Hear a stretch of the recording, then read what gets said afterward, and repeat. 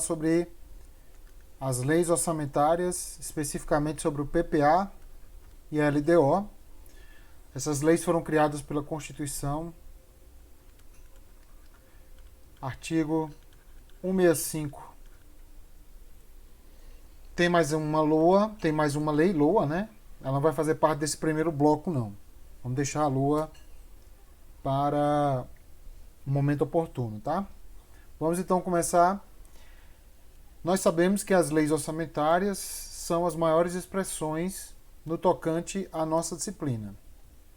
Tipo assim, é a mesma coisa falar tabela verdade em raciocínio lógico, ou verbo para português, tá?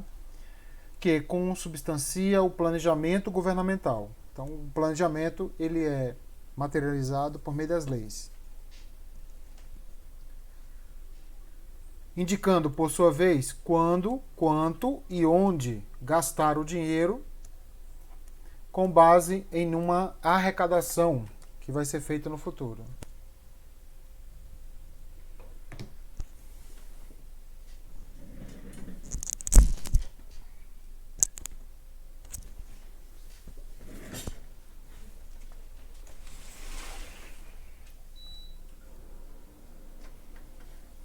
O Poder Executivo ele elabora e executa a lei, enquanto o Poder Legislativo aprova e controla essa lei.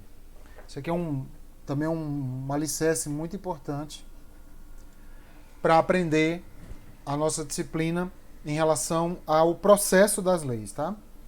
Tem os poderes executivo e legislativo, que são os precursores, né? Iniciadores do processo orçamentário. Segundo a Constituição Brasileira, 3 leis orçamentárias, que é o PPA, a LDO e a LOA. E lá no parágrafo 9º desse artigo, ele diz que cabe a uma lei complementar, lei ainda não editada, fazendo com que a Lei 4.320 de 64 faça às vezes, né? Às vezes. Dela, tá? Então, enquanto essa lei não foi editada, muita gente confunde essa lei com a LRF, tá? Gente, a LRF regulamentou o artigo 163 e 169, mas o artigo 165, parágrafo 9º, não é a LRF, tá? É uma lei complementar que ainda não foi editada. Enquanto ela não foi editada, essa lei aqui ela faz às vezes. Essa lei ela vai dispor, né, sobre exercício, vigência, prazo, elaboração, organização das 3 leis orçamentárias, estabelecer normas de gestão financeira e patrimonial da administração como um todo e dispor sobre critérios para execução equitativa, além de procedimentos que serão adotados quando houver impedimentos legais, técnicos, enfim, essa lei ela vai dar um rumo, né, às leis orçamentárias. Enquanto essa lei não foi editada, a DCT, que são aqueles artigos lá no final da Constituição, artigo 35, está regulamentando assim, dando uma regulamentação melhor, né, às leis orçamentárias. Mas vai ser substituído quando essa lei for editada, ok? Essa questão a seguir. A proposta de alteração de procedimento de elaborar, discutir, aprovar, executar o orçamento no Brasil deve ser apresentada, futuro, porque não foi editada ainda, né? Por meio de projeto de lei complementar. Artigo 165, parágrafo 9º da Constituição Brasileira. Tá lá, gente. Então, a lei complementar. Por que isso é importante? Ó? A questão está correta. E por que isso é importante? Ó? As leis orçamentárias, as 3 leis orçamentárias, são leis ordinárias. Tá? Precisam apenas de maioria simples para sua aprovação. Entendeu? Já a lei que as regirão, vai fazer a sua regência no futuro, é uma lei complementar. Exige maioria absoluta para sua aprovação.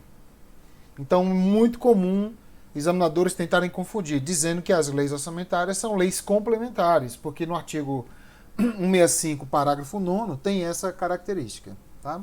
Então tome muito cuidado, a questão está correta. Vamos então ao PPA. Alguma dúvida, pessoal? Lamentações, angústias?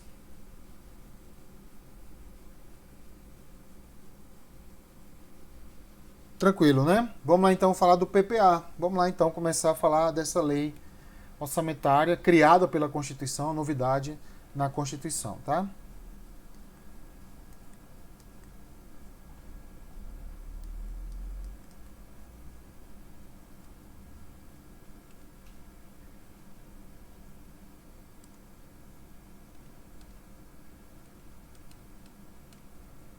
Bom, o conceito básico dela e doutrinário é que ela é uma peça estratégica de médio prazo, tá? Muita gente erra também em prova. Isso aqui está no MTO 2021, dizendo que é de médio prazo. Então não vamos discutir com a lei não, né?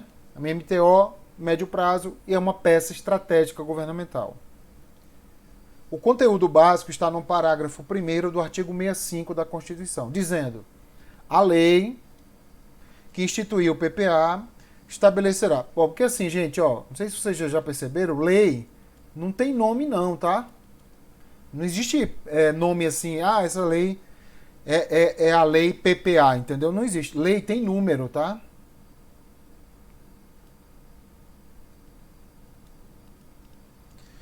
Agora, essa lei, ela batiza por conta da Constituição, por conta de outras regras, né? Que é um PPA. Então, assim, lei só tem número. Lei 10.480, entendeu? Então, a lei que instituiu o PPA, a lei é um número. Instituirá o quê? O PPA. Entendeu? É igual uma lei que institui, por exemplo, um programa de governo, né? Uma lei que institui uma regra de trânsito, entendeu? Então, a lei é um número, tá? Que institui o PPA. Estabelecerá de forma regionalizada as diretrizes, objetivos e metas da administração pública federal para as despesas de capital e outras delas decorrentes e para as despesas, né, relativas aos programas de duração continuada. Isso aqui você precisa memorizar, esse contexto e esse texto, do jeito que está aqui, tá? Uma prova mediana cobra isso aqui, mas uma prova mais qualificada vai cobrar o quê? O PPA, ela tem o quê? As diretrizes, os objetivos e as metas. Então, a lei que instituiu o PPA estabelecerá de forma regionalizada o DOM. Tá? O DOM, diretrizes, objetivos e metas. O que são diretrizes? São critérios de ação,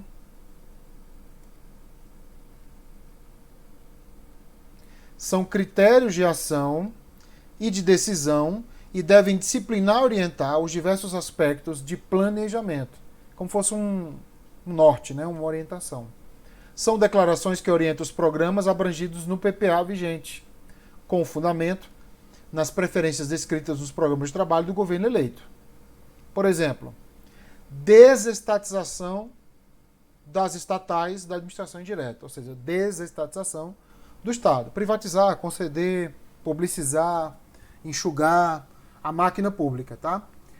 Pronto, isso aqui é um caminho, né? Diretrizes são caminhos, pessoal, tá? São caminhos traçados pelo governo. Esse caminho, ó, ele vai ser alcançado por meio de um objetivo ou de objetivos, que são resultados, ou seja, objetos ou produtos ofertados que se pretendem alcançar com a realização de ações governamentais. É uma declaração de resultado a ser alcançado que expressa em seu conteúdo o que deve ser feito para a transformação da determinada realidade, a realidade que a gente enfrenta. Então, nós sabemos que temos algumas realidades muito ruins no Brasil, a fome, o desemprego, a falta de educação no país, né? E aí o governo cria uma diretriz e por meio dessa diretriz vem os objetivos, como se fossem operários, né, das diretrizes. Por exemplo, a minha diretriz aqui, ó, é desestatizar. Então, qual é o meu objetivo?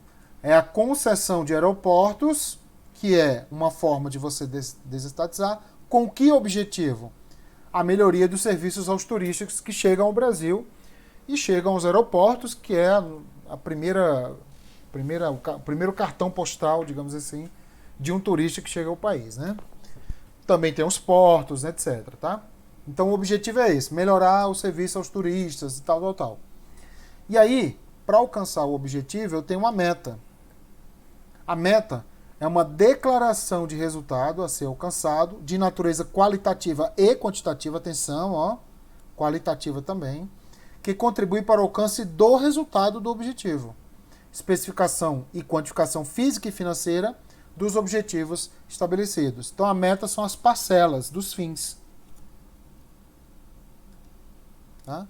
Por exemplo, um objetivo, passar num concurso.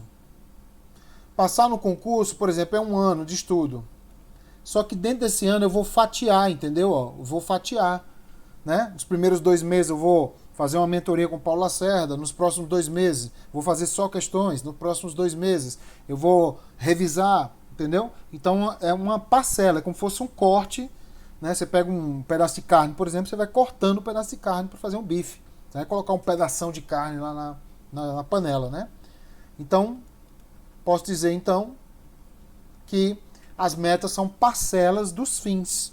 Por exemplo, conceder 10 aeroportos, ó, já tem um número aqui, em 4 anos, mais um número, ao valor de 1,5 bilhão de reais. Então, ó, 10 aeroportos em 4 anos, sendo 1,5 bilhão ao total, é uma meta. É uma meta. Que, na verdade, se distribui aí em várias metas, né? 10, 4 e 1,5.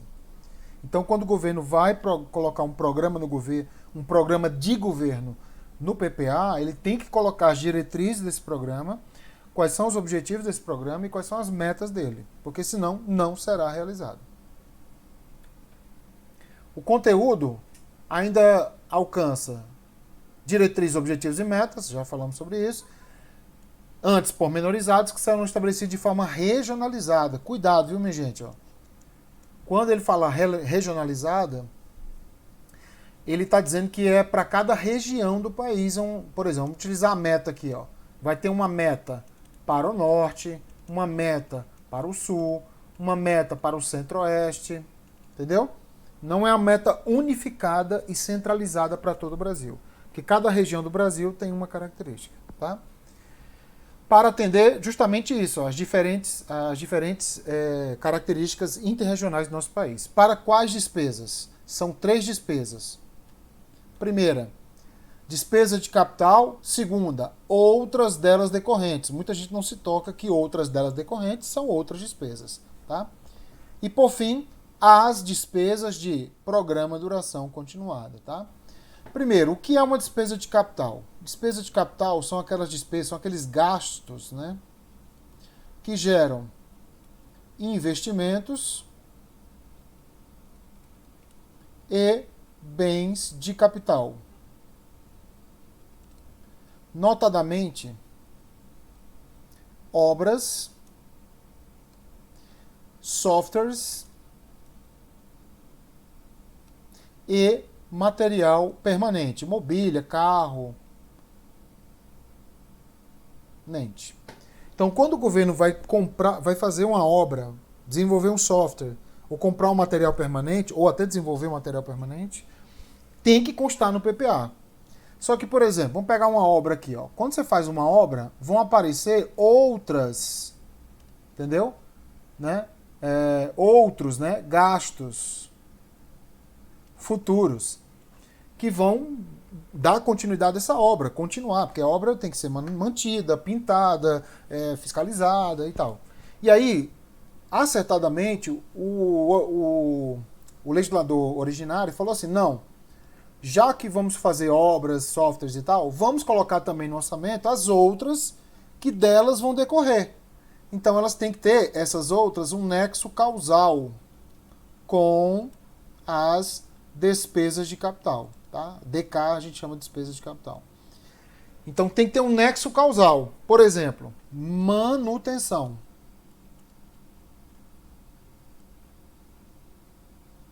Tá? Manter. Pense numa ponte, por exemplo. Toda ponte precisa de quê no futuro? Manutenção, pintura, reforma. Então tudo que você vai fazer lá na frente que tem um nexo causal. Ah, por exemplo, fazer um concurso público. O que tem a ver um concurso público com a obra? Praticamente nada, entendeu? Aí não tem um nexo causal. Fazer um concurso público para a Secretaria de Educação, nada a ver com a ponte. Aí esse concurso não vai estar com nexo causal no PPA. Mas tudo que você vai ter de despesa no futuro com essa obra, você tem que colocar no seu PPA. Eu dou sempre o exemplo do celular. Né? Celular. Quando você compra um celular, pessoal, você vai comprar a capinha do celular, entendeu? Você vai colocar aquela tela, né? Aquela tela de proteção, entendeu?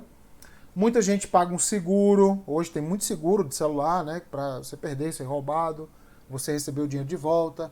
Então, assim, o celular é a despesa de capital. Aí, quando você compra isso aqui, né? Que já não é barato, por exemplo, você comprou por R$5.000, sei lá, um número aí qualquer, 5 mil.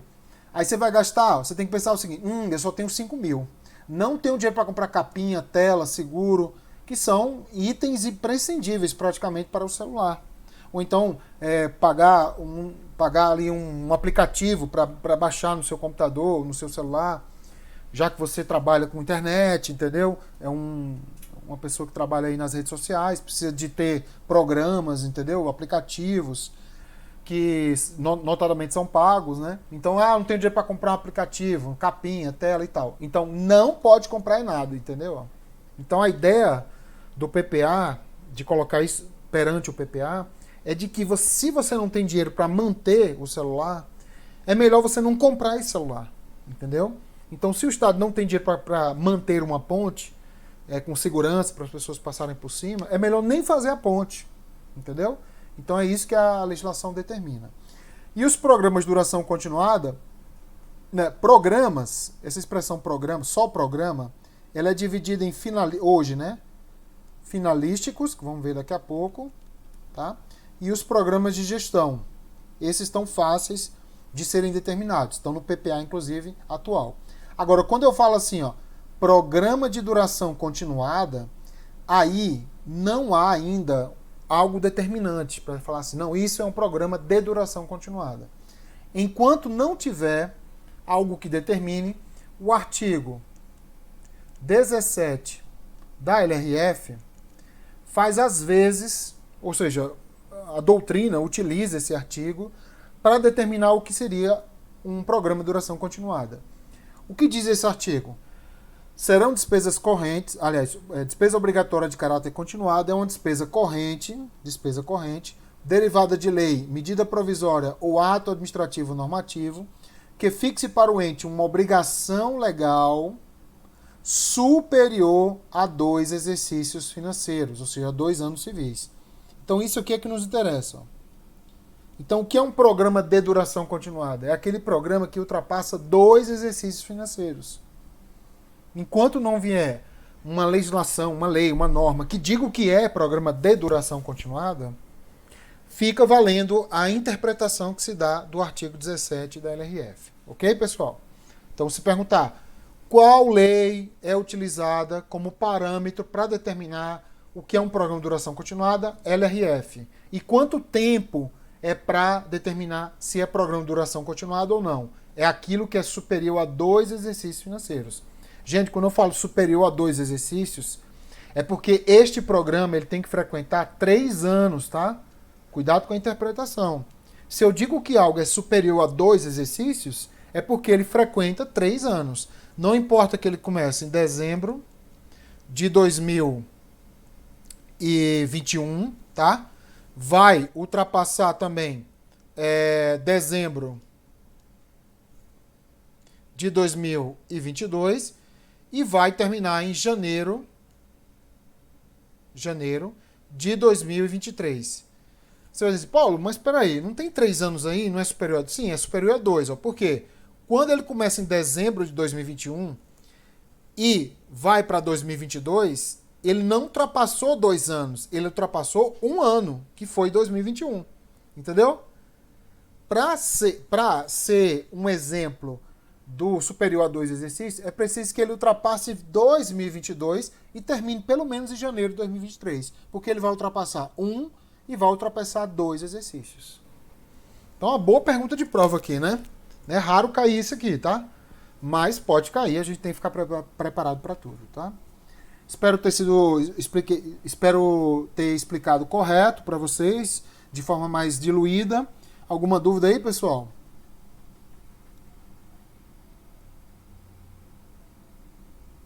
Nenhuma? Tranquilo? Vamos lá então. Os programas, como eu falei, eles são finalísticos hoje. Antes eram temáticos, mudou para finalístico. E uma dica: o que é um programa finalístico? É aquele que gera qualquer coisa para a sociedade. Palavra-chave aqui, ó. Tá? É o caso do Bolsa Família, Minha Casa Minha Vida, o PAC, o ProUni, que são programas que entregam objetos para a sociedade. Uma bolsa, dinheiro, uma ponte, tá? Mas tem também os programas de gestão. Esses programas, eles entregam alguma coisa para o Estado brasileiro, tá, gente? Ó, para o Estado, para a área governamental, tá? Atenção no exemplo, ó. Por exemplo, programa de aperfeiçoamento, programa de gestão e manutenção do Ministério da Economia. Atenção, no PPA vigente, só há um mesmo, numeral, né? Um programa de gestão para todos os ministérios. Então o PPA, ele pegou um monte de programas,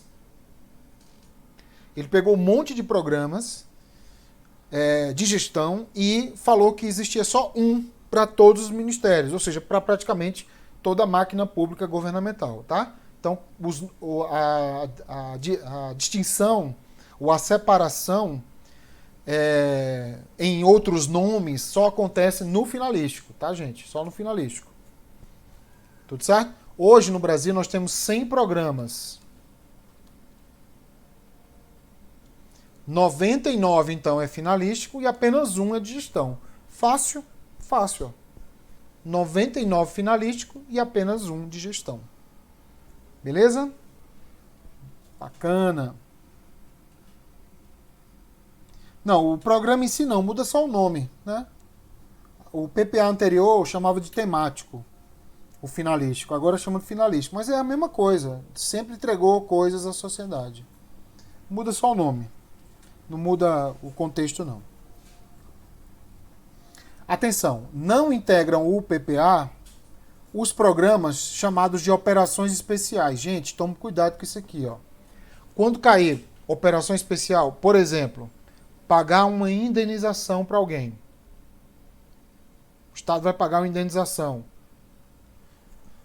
Né? Por exemplo, você entrou no órgão público, escorregou, quebrou o braço, entendeu? Dentro do órgão público. Aí você entrou na justiça pedindo uma indenização, porque aí alguém deixou molhado lá e aí o Estado vai pagar para você uma indenização.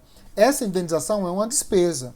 Essa despesa, ela é uma operação especial. Ela é considerada um programa? Sim, ela tem esse nome aqui. Só que ela não se encontra no PPA, pessoal. Por quê? Operação especial é um programa que não gera nada para o Estado nem para a sociedade como um todo. Quando eu pago uma indenização, uma aposentadoria, um juro, entendeu? Então essas despesas, elas não geram nada para o Estado. Então elas não podem ser chamadas de finalística e nem de gestão. E por isso não integram o PPA. Ah, mas se não integram o PPA, vão constar onde? Elas vão constar numa LOA só, tá? Então digamos que é um programa do governo que não se encontra no PPA. Pode ser que caia na sua prova. Há programas do governo que não se encontram no PPA? Sim. Como é o nome deles? Operações especiais. Ah, quer dizer que eles não estão em nenhuma lei? Não, estão sim. Estão na LOA. Tá? Vamos explicar isso melhor lá na frente, quando a gente for falar de classificação da despesa. Faça essa questão a seguir. Essa questão está adaptada, tá? Porque ela é de 2015, ela era muito antiga, e eu adaptei da FGV para você fazer agora. Como é que vai cair agora para você? Qual a resposta correta aqui, pessoal?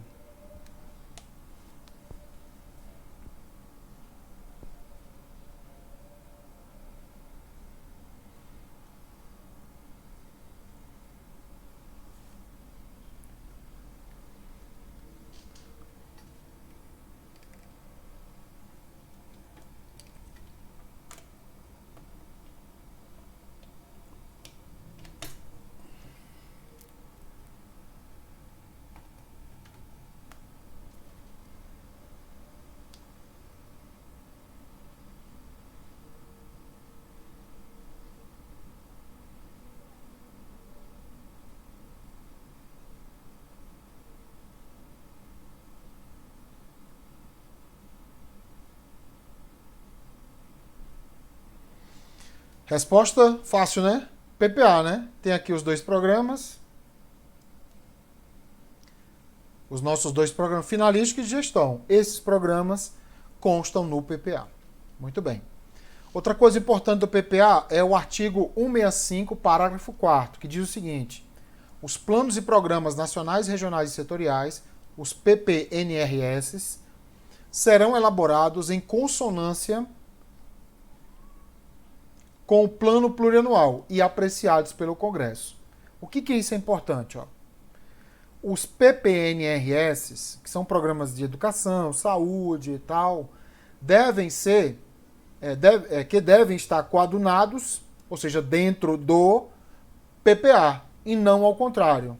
Isso significa que um PPNRS ele vai estar sempre dentro de um PPA. Só que tem uma pegadinha aqui. Um PPNRS ele pode ter 8 anos, pode ter 10 anos, pode ter 50 anos, tá, gente? Só que o PPA, a gente vai ver inclusive no decorrer do curso, tem 4 anos só, tá? Porque ele começa no segundo ano de mandato e vai até o primeiro ano do sucessor. Como nós temos um mandato de 4 anos, então o PPA tem 4 anos de vigência. Aí, um programa desse de 8 anos, comando um plano, de 4 anos ou ao contrário? É o contrário, Eu vou fatiar esse PPNRS para que ele, vamos dizer que esse aqui seja um programa, um plano, né? Se coadune com o PPA, entendeu? Mesmo que ele seja maior do que o PPA. Até porque vamos ter mais um PPA aqui, de 4 anos, né? 4 anos.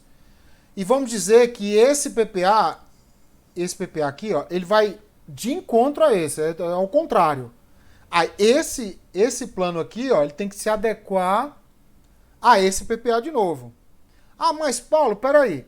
O PPNRS ele foi elaborado antes desse PPA. Ok.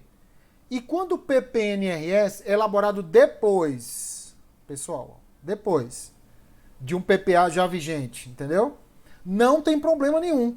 Ele, melhor ainda, como ele vai ser editado depois, todo ele, ou seja, esses 4 anos aqui, não todo ele não, só os 4 anos, né? Vão estar coadunados com esse PPA. Entendeu, pessoal? Porque o próximo PPA pode falar o contrário. Então, não esquece. Um PPNRS, ele vai dizer que é de 50 anos. Entendeu? Sabendo você que o PPA é de 4. Aí, a tendência de que você olha um negócio de 50 anos e fala, opa, peraí, o PPA só tem 4. Ele tem que se coadunar com o negócio de 50 anos. Não. É o de 50 anos, nas parcelas de 4 em 4 anos, entendeu? É que devem se coadunar com os PPAs que vão sendo vigentes durante esse período. Então é o PPNRS que dança conforme a música, entendeu? E essa música é embalada pelo PPA. Tá? Não importa, tá vendo? Então, mesmo que seja antes, mesmo que seja depois, vai ter que se coadunar com o PPA, tá? Isso já caiu em prova? Opa, sim, aqui, De acordo com as normas constitucionais vigentes, o PPA deve ser elaborado em consonância com os planos e programas nacionais, regionais e setoriais. A questão só pode estar o quê, pessoal? Falsa, né? É o contrário isso aqui, né? É o contrário. Beleza? Já ficamos espertas nisso aqui.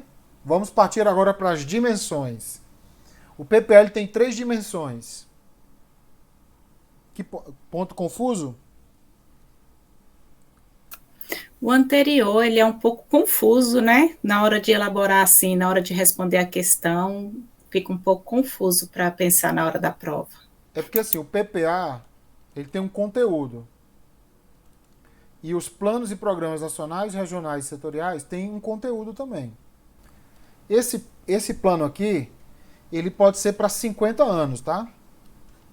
Por exemplo, diminuir, erradicar o analfabetismo no Brasil. É uma coisa para 50 anos, tá?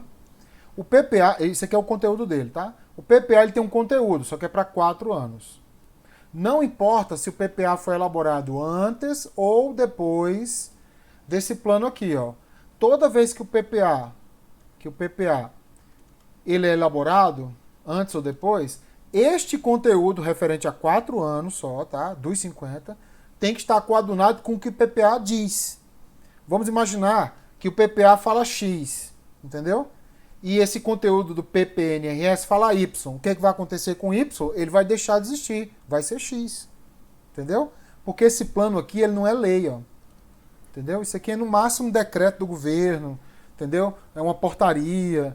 Isso é uma coisa mais simples, não é uma lei que cria um PPNRS. Pode até ser uma lei, tá? Mas não necessariamente não é uma lei. Já o PPA é lei. Então, na pirâmide, né, nós já aprendemos Constituição, lei e atos infralegais, né? Como o PPNRS é um ato infralegal e o PPA é legal, esse ato ele tem que se coadunar com o PPA. Não importa se ele foi antes ou depois. Tudo certo?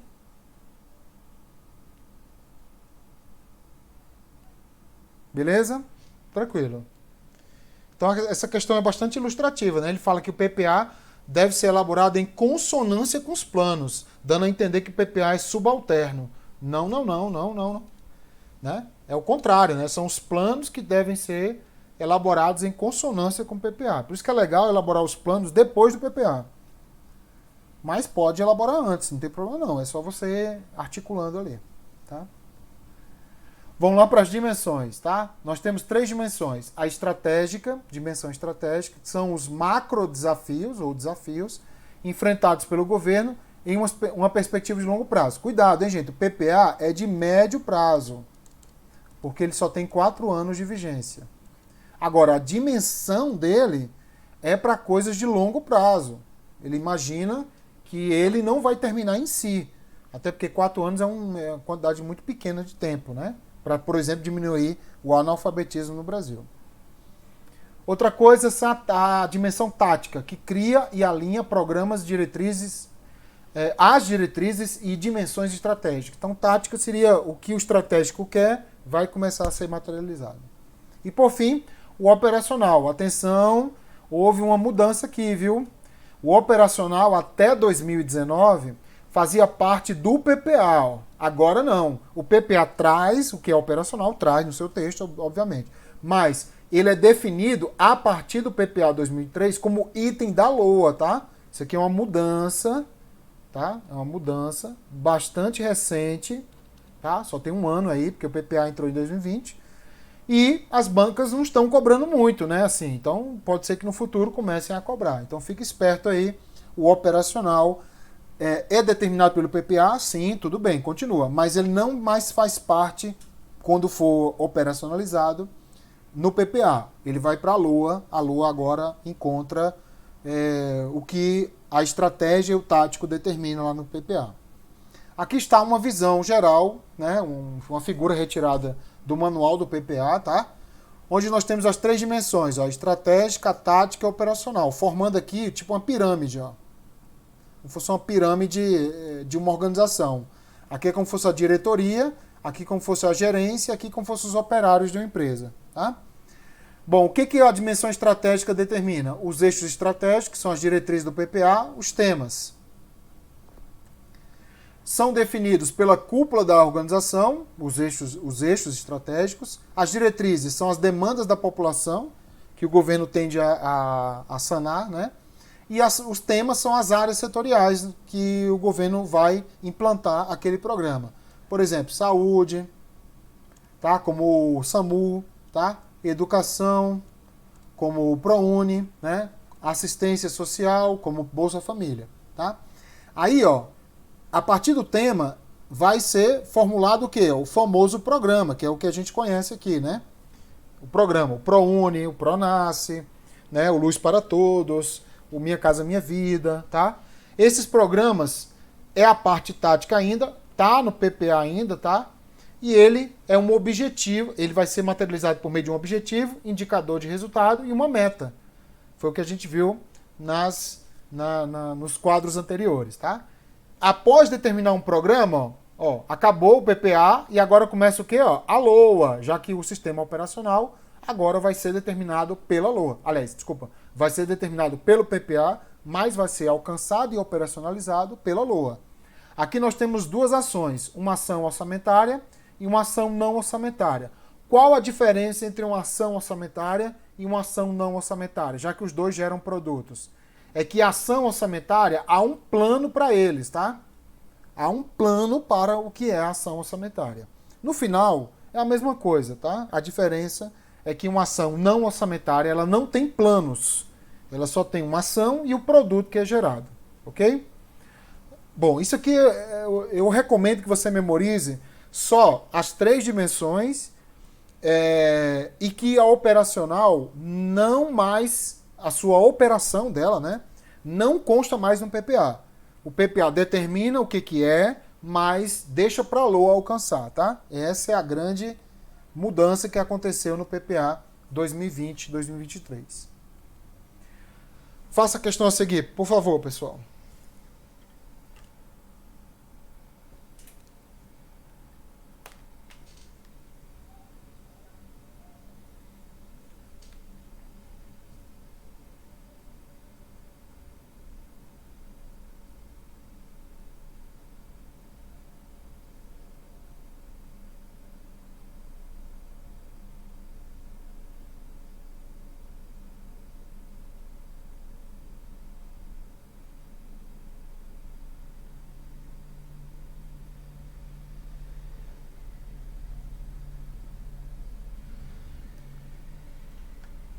Certo ou errado?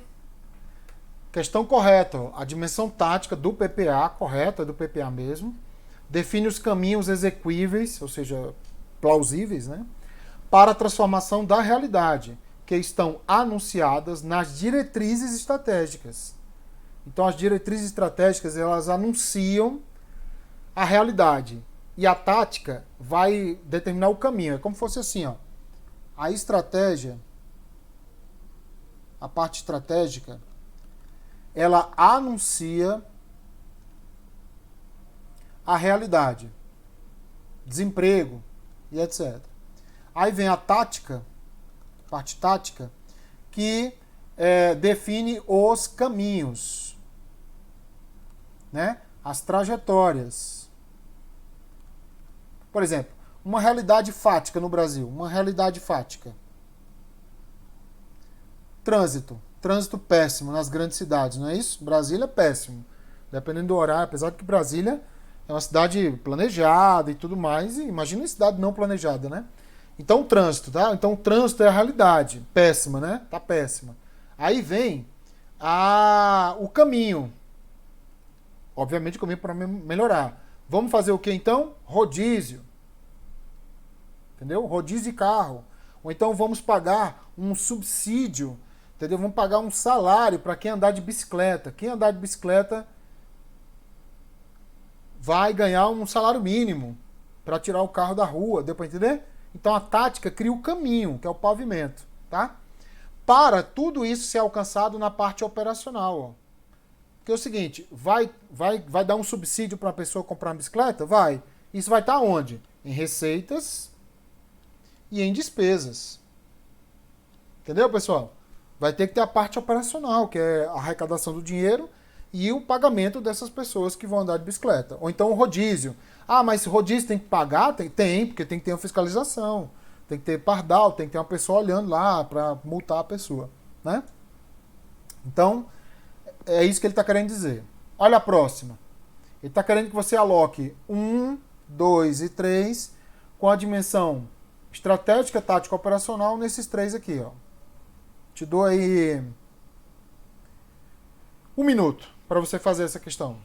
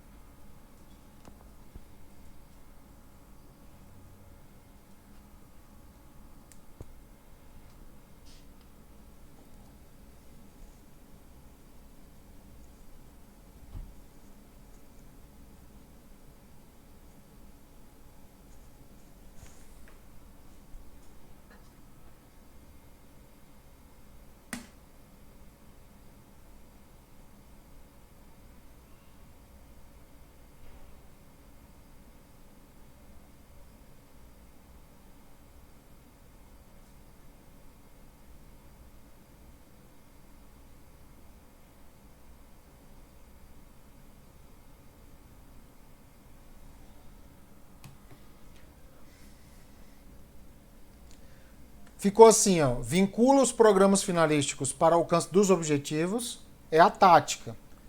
Ó, pela interpretação, né? Ó, se ele vincula algo, mas não é um programa, né? Ele vincula os programas finalísticos ao alcance dos objetivos, eu não estou mais na parte estratégica, né? Porque a estratégica, não, em tese, não cria o programa do governo, tá? Cria o eixo, né, e etc. 3. Está no item número 2, que é, está vinculado ao orçamento anual. Isso aqui matou, ó. Matou total. Falou assim, vinculou o orçamento anual à LOA operacional, tá? E o 1 está no item 3, que tem como base os macro desafios. Ó. Tudo que é muito macro, subjetivo, entendeu? Subjetivo, abstrato, é coisas da estratégia dentro do PPA, tá? Então a resposta certa, letra D de dado. 2, desculpa, não é letra D não, é letra C mesmo, tá? Perdão aqui. É 2, 3 e 1, tá? Essa é a resposta correta. Beleza? Então, ó, uma questão do CESP 2018, uma questão da FGV 2018 também. Então você vê, várias bancas variavelmente cobram uma ou duas questões em prova, né? Ó, pessoal, uma questão de prova aí já certinha para você acertar, né? Legal? Beleza, agora vamos lá para a LDO, pessoal. Saímos do PPA, vamos lá para a segunda lei, LDO. A LDO é uma peça tática no conjunto das três leis, é o PPA, a LDO e a LOA, tá? Como fosse uma empresa. O PPA é algo estratégico e o LDO é uma coisa tática, tá? De curto prazo. O PPA, cuidado, ele é estratégico e de médio prazo, e a LDO é de curto prazo. Tá? Bom, houve uma mudança agora pela emenda 109 de 2021, que criou esse que está em negrito aqui, ó. Porque a LDO antes trazia o quê? Metas e prioridades, já trazia. Orientar a elaboração da LOA também. Dispor sobre tributos, sim. Estabelecer a política de aplicação das AFOFs, Agências Financeiras Oficiais de Fomento. Só que estabelecer as diretrizes de política e respectivas metas em consonância com a trajetória sustentável, uma palavra muito usada nos dias atuais, da dívida, tornar a dívida uma coisa sustentável, é a novidade, ó, NIOS. Como os editais que foram, as provas aconteceram agora, esses editais eram de 2019. E aí a emenda de 2021 não poderia ser cobrada. Agora essas novas provas, esses novos editais estão sendo lançados, né? TJs da vida, TRTs da vida, entendeu? MPU, STF, que sejam lançados, CGU, TCU, vão cobrar essa emenda aqui, o que é a novidade dessa nossa Constituição, tá? Atenção, esse conteúdo você vai encontrar no artigo 65, parágrafo 2º. O que a gente vai ter na LDO, então? Metas e prioridades. Antes nós tínhamos, incluindo as despesas de capital para o exercício seguinte. Não tem mais isso aqui também não, tá? Só metas e prioridades. Por exemplo, meta de inflação, meta de juros. Outra coisa que a LDO já tinha é estabelecer a política de aplicação das Agências Financeiras Oficiais de Fomento, que é um nome esquisito para banco. Então, por exemplo, Banco do Brasil, Caixa Econômica, BNDES, Banco da Amazônia, Banco do Nordeste. Esses bancos oficiais, eles tinham áreas para atacar, digamos assim, com dinheiro público. E essas áreas eram determinadas pela LDO. Por exemplo, empreendimentos do Banco do Brasil com dinheiro público. Outra coisa que a LDO já trazia é dispor sobre alterações na legislação tributária. Como, por exemplo, recriou a CPMF, a LDO vai trazer essa recriação. Cuidado, hein, gente? A LDO, ela não altera, atenção, ó, ela não altera a legislação tributária. Ela só dispõe sobre a legislação tributária. Mas, Paulo, quem recriou a CPMF? Ou foi uma emenda constitucional, ou foi uma lei tributária, entendeu? Então, cuidado, a LDO ela não cria, não altera tributos, tá? E por fim, a LDO já trazia a orientação da LOA, né? Ela orientava a elaboração da LOA. Por exemplo, o valor disposto para a reserva de contingência, né? Eu coloquei só o valor, mas é a forma também de utilização. Então, a forma de utilização e o valor da reserva de contingência eram determinados pela LDO. São determinados pela LDO, mas vão constar na LOA, entendeu? Isso é uma forma de orientar a elaboração dela, ok? Uma coisa que a LDO orienta bastante a LOA é no caso dos créditos adicionais, tá, gente? É muito comum os créditos adicionais também fazerem parte, tá? E aí vem a novidade, ó, estabelecer as diretrizes de política fiscal e respectivas metas em consonância com as trajetórias sustentáveis, ó, palavra-chave hoje em dia, ó. Pode usar isso aqui até em redação de concurso, ó, CAIAFO. O governo atual busca muito a sustentabilidade da dívida pública, que a dívida pública se torne sustentável. Ainda que, por exemplo, congele remuneração dos servidores por 15 anos. Isso aqui era uma espécie de proposta que estava tramitando no Congresso Nacional, ó. Congelar a remuneração dos servidores por 15 anos. Isso é uma forma, isso aqui é uma diretriz, entendeu? É uma meta para que o governo, economizando dinheiro por não dar o aumento, pague a dívida e a torne sustentável, tá vendo? Então, às vezes, quando você lê um texto bonitinho assim, tá tudo bonito, né? Mas na hora que a gente discrimina, olha, o servidor ia ficar 15 anos sem aumento. Imagina, com a inflação brasileira, como é que tá? Daqui a 10 anos, o seu dinheiro não comprava mais nenhum bombom, né? Beleza? Então, cuidado aqui nessa novidade, tá, gente? Ó, novidade, news, ó, news. Breaking news aqui, ó. Novidade, estabelecer as diretrizes. Então, hoje a gente pode memorizar com o famoso medo. Antes só tinha um E, agora são 2 S, tá? É o medo, tá? Metas e prioridades, estabelecer a política das AFOFs, estabelecer as diretrizes de política fiscal, respectivas metas, dispor sobre tributos e orientar a elaboração da LOA. É o medo, tá? Processo mnemônico aí para lembrar da LDO. Próxima questão.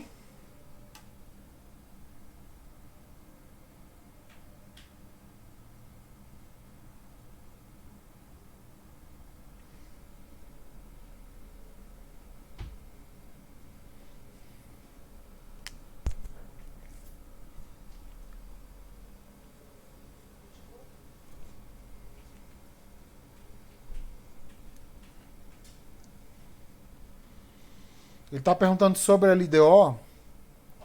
O que você pode imaginar dela?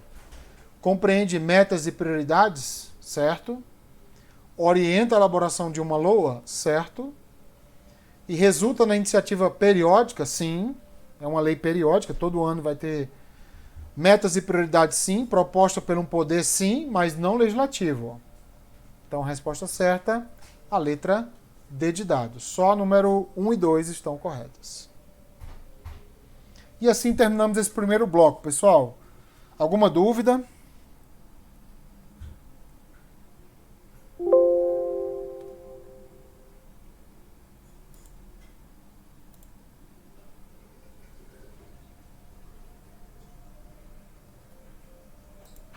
Vamos lá para o nosso segundo bloco. Vamos falar agora sobre LOA. LOA, tá? A LOA a gente vai dividir também, ó. Aqui vai ser o primeiro bloco da LOA, viu? A LOA tem muita coisa a memorizar e a estudar. Vamos então para a nossa terceira lei, a LOA. A LOA você vai encontrar no artigo... A LOA está diluída na Constituição quase como um todo, tá? Mas você vai encontrar basicamente nesse artigo aqui, 165, parágrafo 5º.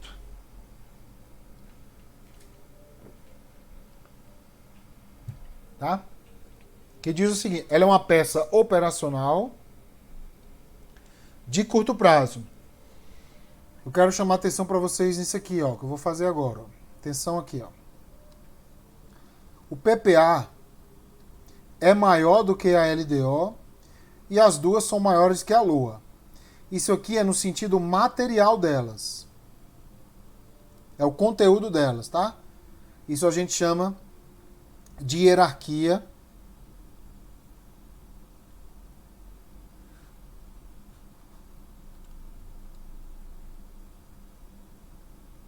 material. Só que o PPA, LDO e LOA não tem hierarquia quando a gente fala no sentido formal delas. Tá? O que é formal? É quem envia, quem devolve, prazo, elas são leis ordinárias, iguais. Então, assim, formalmente, o que reveste as leis não tem hierarquia. Mas na hora que a gente põe uma questão material, que é o conteúdo delas, o PPA manda nessas duas, a LDO manda na LOA e a LOA não manda em ninguém, tá? Então existe uma hierarquia material entre elas. Então, materialmente falando, a gente chama a LOA de peça operacional, que é como se fosse uma operária da empresa. O que a LOA tem nesse artigo 65, parágrafo 5º?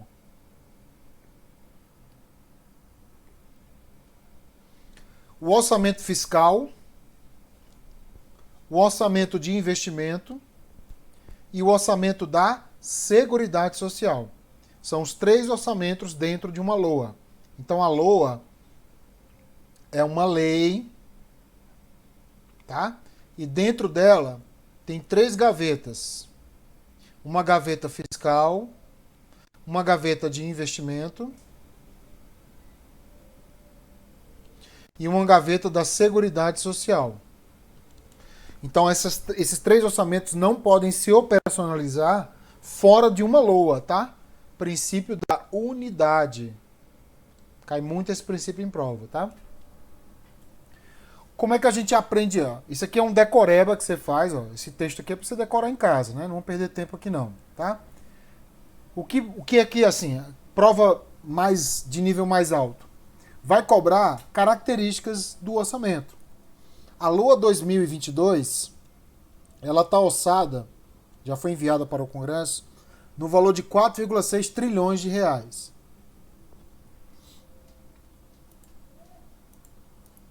Tá? 4,6 trilhões de reais. Sendo que a LOA é dividida em 3 orçamentos e 2 autorizações. Essas autorizações estão dentro dos 3 orçamentos da LOA. Então a LOA é uma só, tá? É uma LOA. Dentro dela nós vamos ter 3 orçamentos.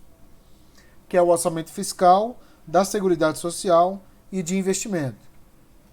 Sendo que, dentro do orçamento fiscal e o da Seguridade Social, eu tenho 105 bilhões de reais, desses 4,6, autorizados em operações de crédito.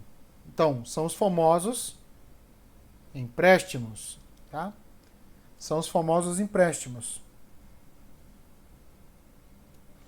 Que o governo se autoriza para fazer no ano que vem, no caso 2022. O orçamento fiscal está orçado em 3,5. Atenção, o orçamento todo é 4,6, tá? O fiscal é 3,5, sendo um orçamento de manter a máquina 1,6 trilhão de receitas e 1,4 trilhão de despesas. Vou explicar lá na frente porque tem essa diferença aqui. Então vejam, 4,6 é o total. 3,5 é o fiscal, mas só para manter a máquina não é 3,5 não, é 1,6 barra 1,4.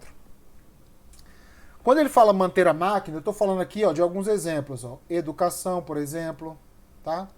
Defesa Nacional, policiamento, no caso federal é a Polícia Federal, Polícia Rodoviária, entendeu? Vamos pegar a educação como parâmetro. Se 3,5 trilhões fossem para todos eles, aumentaria a educação, o dinheiro da educação. Melhoraria a educação no Brasil, obviamente, né? Porque dinheiro faz diferença. Só que 1,6 só, barra 1,4, é que vai para a educação, barra defesa, policiamento. Por quê? Porque haverá desvios, pessoal. Haverá desvios, tá? Por exemplo, primeiro desvio, refinanciar uma dívida. Olha o valor, minha gente, ó, 1,9 trilhão. Esse é o valor, literalmente, que eu desvio da educação, da defesa nacional, do policiamento, entendeu? Da fiscalização, da regulação, para pagar, refinanciar uma dívida. Não é nem para pagar uma dívida, é para refinanciar uma dívida, né? Pagar a dívida como um todo. Ok? E tem mais, ó. Eu vou desviar também para sanar o déficit da Seguridade Social. Esse orçamento aqui, ó, ele é deficitário. Ele tem uma receita menor do que a despesa. Quanto? A receita está orçada em R$ 1 trilhão, né? Em torno de R$ 1 trilhão. Já as despesas, R$ 1,2 trilhão. Entenderam o déficit aqui, pessoal? Então, volta aqui ao orçamento fiscal, ó. Eu vou desviar da educação, aliás, o orçamento da Seguridade, que tem a Previdência, Assistência e a Saúde. E eu vou desviar desses 3,5 trilhões que deveria ir para a educação, 170 bilhões serão literalmente desviados, ó, diminuindo o valor da receita, ó, por isso que o valor da despesa real é o valor menos 170, ó, tá? 1,6 menos 1, menos 170 bilhões, vai dar em torno ali de 1,4, né?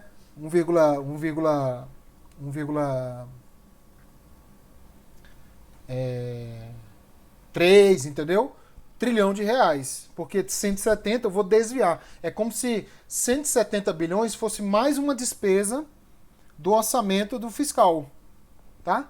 Ele vai ser desviado, ó, e vai aumentar aqui, ó, 170. Ó, 170.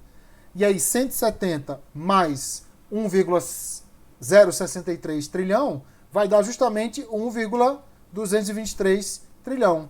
E aí eu vou ter a mesma quantidade de receitas de despesas, entendeu? Mas com essa manobra, tá? Com esse malabarismo.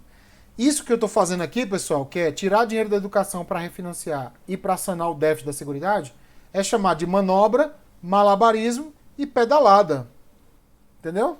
Que até certos anos aí, era crime, né? Agora tá tudo tranquilo, né? Enfim, faça aí seu julgamento aí, né? Enfim, então isso é uma manobra. Por enquanto, o TCU não considera isso um crime, mas no futuro pode considerar como crime e dar um parecer de que isso aqui é um crime, né? Enfim, vamos esperar para ver. Isso aqui é feito também em muito tempo, tá, gente? Não é o atual governo também que fez, não. Isso aqui é feito há muito tempo mesmo que o governo faz essas manobras, esses malabarismos aqui, que lá naquela época não é crime, mas de repente pode virar crime, porque isso aqui tem muito a ver com política, tá? Então tudo depende da força política, quem está no poder, coisas que vão além de letra de lei, digamos assim, tá? Então é um desvio que você faz. Atenção, tá, gente? O refinanciamento da dívida e o sanar o déficit da Seguridade Social é como se fossem novas despesas do orçamento fiscal, que mantém a máquina pública e mantém esse refinanciamento e esse saneamento, tá? Já o orçamento de investimento está orçado para 2022 em 96,5 bilhões. E ele abarca as despesas das empresas estatais independentes, tá? Quando for investimento. Lembrando que investimentos são obras, softwares e material permanente. Ok? Então, quase 100 bilhões de reais para as empresas estatais independentes. Nós temos aqui, por exemplo, Caixa Econômica, tá? Banco do Brasil, as Bras da vida, né? Petrobras, Eletrobras. Temos o Serpro, temos os Correios, a Infraero e etc. Ok? E por fim, as receitas que são previstas e as despesas que são fixadas, que vão estar dentro desses três orçamentos, tá? Bom, com o advento da emenda 95, que a gente vai falar nessa aula também, a fixação de despesa primária foi desindexada da receita, ficando vinculada ao gasto dela do ano anterior. Vou explicar isso aqui para você rapidamente, até para a gente entrar no próximo bloco. Ó, no Brasil era assim, ó, receita vinculada à despesa. Tá? Simples assim. Tá? A receita era prevista, a despesa fixada. Tá? Hoje não é mais assim, ó. A receita, ela é dividida em primária e não primária. Na verdade já era dividida assim, só não era dividida no orçamento. Não primária. Tá? As primárias, em regra, são as correntes. E a não primária, em regra, são as despesas de capital. Tá? Hoje, A receita não primária, ela é vinculada à despesa e vice-versa. Tá? Eu vou arrecadar tanto de receita não primária. X. Então, quanto vai ser a despesa? X. Só que agora, pessoal, no caso da receita primária, eu não vinculo mais a despesa primária. Entendeu? A despesa primária foi desindexada, tá? Separada da receita primária. Então, peraí. Eu vou montar a despesa primária para o ano que vem de acordo com o quê? De acordo com a despesa do ano anterior. Entendeu? Eu vou gastar, por exemplo, R$1 milhão de despesa do ano anterior. Quanto é que vai ser para o ano seguinte? 1 milhão. Ah, mas se a receita aumentar? Não importa. Tudo bem? Isso aqui é apenas uma explicação prévia, tá? Não precisa nem se preocupar por enquanto. Vou explicar daqui a pouco isso aqui. Gente, todo mundo entendeu assim, essa disposição aqui da LOA? Qual a divisão dela? Quem paga o quê? Bom, a saúde, por exemplo. A saúde está dentro do orçamento da Seguridade. Isso você tem que lembrar, tá? Tudo bem? Vamos lá. Um dos assuntos mais palpitantes e sem dúvida o valor autorizado para refinanciar uma dívida. Refinanciar uma dívida. Uma clara manobra orçamentária ou malabarismo contábil, a qual desvia valores do orçamento da manutenção da máquina pública, isto é, o orçamento fiscal, para pagar juros da dívida. O governo, não obstante, poderá emitir o referido montante em títulos públicos para rolar em títulos vencíveis durante o exercício, o que resguardaria o valor para ser aplicado na origem, embora, como a referida medida, teríamos acúmulo de juros. Resumindo, o refinanciamento da dívida que está autorizado na LOA, o governo pode fazer o quê no ano que vem? Pagar, simplesmente pagar o que ele autorizou pagar, ou, pagar é ruim, viu gente? Ou pegar o valor tal que foi autorizado e emitir títulos, entendeu? Vencíveis para o ano que vem, rolando-a ao ano seguinte, ou seja, para o ano seguinte. Aí, nesse caso, como eu emiti um título, o dinheiro, entendeu? Autorizado, que era para pagar, não vai ser pago mais. Então, ele pode ser aplicado na educação, entendeu? E tal. Dizer assim, pô, coisa boa. Só que o ano que vem, estes títulos vão se tornar um novo o quê? Refinanciamento, só que com mais, né? Porque tem mais juros. E aí o governo vai ter duas opções no ano que vem. Autorizar pagar de novo ou emitir novos títulos de novo. Aí fica essa rolagem da dívida, é a famosa bola de neve. Então pagar é ruim? Péssimo. E emitir os títulos e rolar a dívida é péssimo também. Todos os dois são péssimos.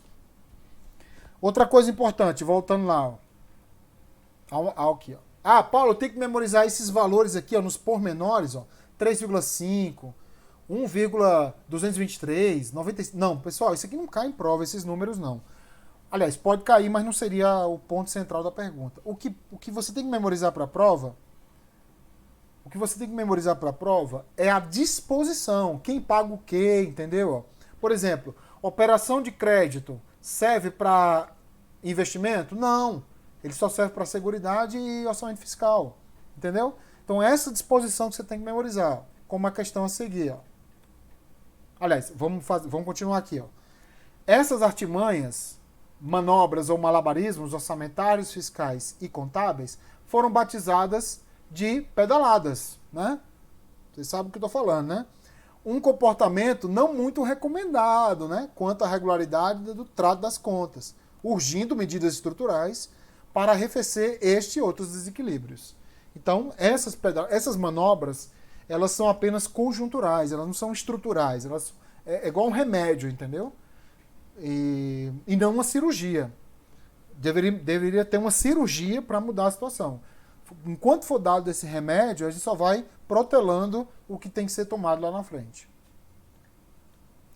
Olha aqui como é que caiu a prova do STJ 2015. Não se liga nesse valor aqui não, tá? Esse valor aqui é relevante. Porque lá em 2015 eram 905 bilhões. Considera que a LOA, em 2015, incluiu, tanto na estimativa da receita quanto na despesa, uma importância uma importância aproximada de... Isso aqui é relevante, ó, tá? Porque cada ano vai mudar. A título de refinanciamento da dívida pública federal. Ok. É correto afirmar que a União poderá pagar... Poderá, tá, gente? Não está aqui não, mas poderá, tá? Ou, interpretando a questão, né, emitir o referido montante, 905 bilhões, em títulos públicos, ó, para rolar o mesmo montante em títulos vencíveis durante o exercício. E aí pagando o camarada de acordo com esse título aí, ó. Certo ou errado? Questão, ó, correta. Viu aí como é que cai? Não esquece, ó. Refinanciou na LOA no ano. No outro ano, ó, no outro ano eu tenho duas opções. Ou eu pago por meio dessa autorização, ou não pago, ou pago em parte, né? Não pago, e emito títulos, que é um direito, né? Como se fosse uma ação na Bolsa de Valores, né? Para aquele credor que eu deveria pagar para ele. Aí o credor não pega o dinheiro, pega esse título, mais uns jurinhos, tá? Fala, ó, toma esse título aqui que eu pago um jurinho para você a mais. Aí o ano que vem vai acontecer o quê? Autoriza na LOA. Aí no ano que vem vai ter o quê? Não vai ter dinheiro para pagar de novo. Aí eu vou fazer o quê? Emitir novos títulos. Isso a gente chama de rolagem da dívida. Ok? É o famoso rotativo do cartão de crédito, por exemplo. Tá? Para não errar em prova, ó. Dia 31 de dezembro, nós vamos ter aqui, ó, no ano X, né? Vou colocar aqui, ano 1. Nós vamos ter uma elaboração, tá? E uma aprovação da LOA. Neste ano, nós vamos ter o quê? Ó? Receitas previstas. Para o ano que vem, a LOA, no ano 2, a LOA será o quê? Aprovada, aliás, será executada, execução, e será controlada, é o controle, tá? Só que é o seguinte, ó, quando eu previ uma receita, vamos imaginar que eu previ quanto? Vamos lá. Eu previ 4,6 trilhões. Esse é o valor que eu previ de receita. Ano que vem, o valor arrecadado, que é o valor da execução, pode ser igual, ou seja, 4,6? Pode. Está tudo dentro da lei. Agora, pode ser menor, ou seja, a receita prevista pode ser menor do que a receita arrecadada? Ou seja, a receita arrecadada pode ser maior do que a receita prevista, 4,8, por exemplo? Pode. Agora, a receita prevista, que está 4,6, ela pode ser maior do que a receita arrecadada? A receita arrecadada, então, pode ser 4,2? Então, ela vai ser menor do que a receita prevista? Pode também. Por isso que a receita é o quê, pessoal? Prevista. Porque a receita arrecadada, que é aquela realizada, ela não tem assim um valor certo. Pode ser maior, pode ser menor, pode ser maior em uma receita, menor em outra, entendeu? Agora, nas despesas, atenção, a despesa ela foi fixada em 4,6 trilhões, ok? Ano que vem, que é o ano da execução, a despesa empenhada, que é a realizada, pode ser igual? Pode. Pode ser menor? 4,6. Pode ser menor? Pode ser maior, perdão, e a despesa empenhada menor? 4,2? Pode, deve. Tá legal. Agora, atenção, ó. A despesa fixada 4,6 pode ser menor do que a despesa empenhada? Ou a despesa empenhada maior do que a despesa fixada? Por exemplo, 4,8? Aí não pode, ó. Então, cuidado com isso aqui, pessoal, ó. A despesa empenhada não poderá ser maior do que a despesa fixada. Ou a fixada não pode ser menor do que a despesa empenhada. Essa é a única infração aqui, né? A única ilegalidade. Outra coisa importante, ó. Neste ano aqui, ano 2, a receita arrecadada será confrontada, tá? Será confrontada com a despesa empenhada. Ok? A receita arrecadada, ou seja, as realizações serão confrontadas. A pergunta é, a receita arrecadada, ela pode ser maior do que a despesa empenhada? Pode. Né? Pode ser maior, né? A receita arrecadada pode ser igual à despesa empenhada? Pode. Agora, a receita arrecadada pode ser menor do que a despesa empenhada? Muita gente coloca como errada. Pode também. A primeira situação é um superávit, a segunda situação nula, e a última situação é a situação de déficit. Tá? É um déficit. Aí a pergunta é, Paulo, devo confrontar a receita arrecadada com despesa empenhada? Deve. E ela pode ser menor do que a despesa empenhada? Pode, pessoal. No sentido assim, de ser legal, não é ilegal não. O que não pode é confrontar despesa com despesa, num ano com outro, sendo a primeira fixada menor do que a despesa empenhada. Aí não pode. Ó. Entenderam? Vocês entenderam aí?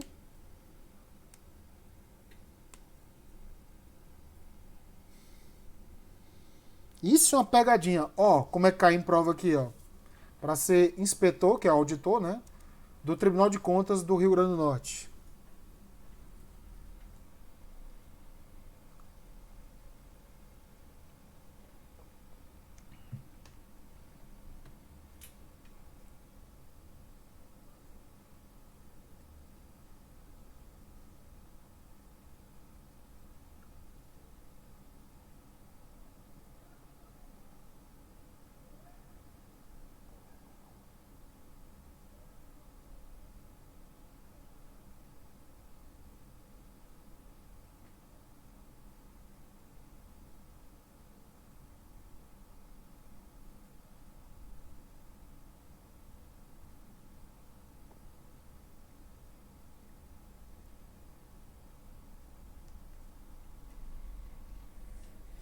Gente, essa questão está errada, ó, porque ele fala assim, a busca pelo equilíbrio no orçamento público, estabelecer que na execução, então assim, ó, eu tenho um ano 1, ano 2.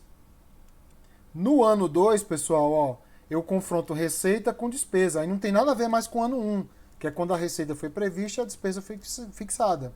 Eu estou falando só do ano da execução. E está dizendo que a despesa não deve ultrapassar a arrecadação efetiva? Não tem esse deve, pessoal. Entendeu? Porque pode ultrapassar. Não é bacana, mas pode. Então a receita ela pode ser maior, pode ser igual ou pode ser menor. Isso aqui está tudo dentro da lei, tá? Não queremos que a receita seja menor, tá? Mas que pode, pode. Então ele está querendo confundir você na hora do confronto entre receita com receita e despesa com despesa. Aí tem que ter cuidado no caso da despesa com despesa. A despesa fixada não pode ser menor do que a despesa empenhada. Aí não pode, tá? Muito bem.